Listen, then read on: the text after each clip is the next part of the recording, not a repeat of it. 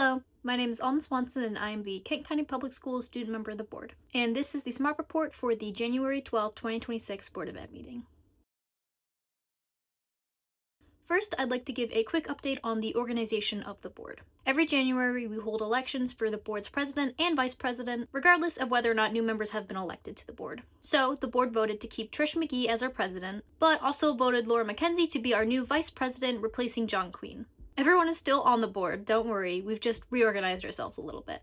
Next, I'd like to recognize a few outstanding KCPS staff members who recently accomplished some very impressive achievements. This past December, Justin Jenkins from Kent County High School successfully defended his dissertation and received his doctorate in education from Bowie State University. I've never gotten a doctorate, but I imagine it's pretty difficult, so congratulations on that awesome achievement. I'd also like to recognize our newest additions to Kent County Public Schools National Board Certified Teacher Cohort. I've talked about National Board Certification a few times now because more of our teachers keep getting certified, but to refresh your memory, the National Board Certification is one of the most respected professional certifications available in education. Becoming a National Board Certified Educator entails going through certain processes, such as recording oneself while instructing and taking tests in one subject area, as well as submitting various portfolios, demonstrating student impact, and more.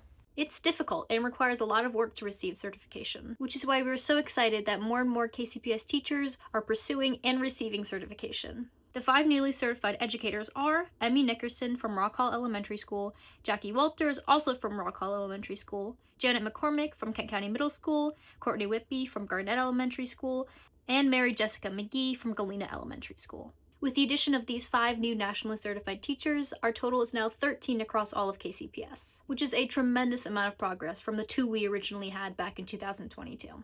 Congrats to all the newly certified teachers as well as Dr. Jenkins for your amazing achievements.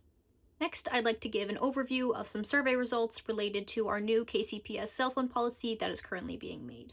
Garnering 459 responses, this particular survey was sent out to ask parents questions about their children's cell phone usage in school and preferences on their kids' access to their phone. As you can see, a good percentage of students bring their phone to school, and it becomes more frequent as they get older. In terms of phone preferences, this data is pretty variable. Many parents do feel that it is very important for students to have access to phones during the day, yet some feel that screen time prevents learning.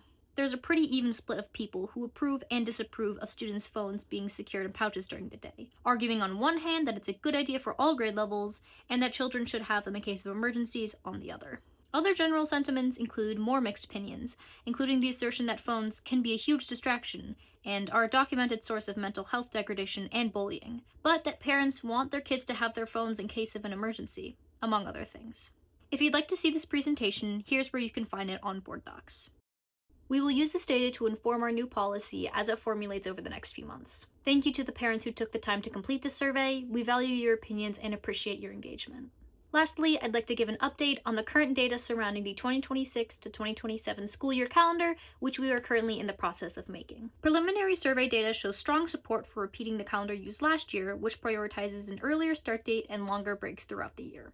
Additionally, strong support was shown for prioritizing longer winter and spring breaks. The calendar is still in the process of being made, and this data was all preliminary. If you want your voice to be heard in the creation of this calendar, scan this QR code or go to the KCPS website and fill out the actual survey, which the board will use to make its decision in the coming months. Alright, that is all I have for you today. I hope you enjoyed, I hope you learned something, and I hope to see you next time. Bye bye.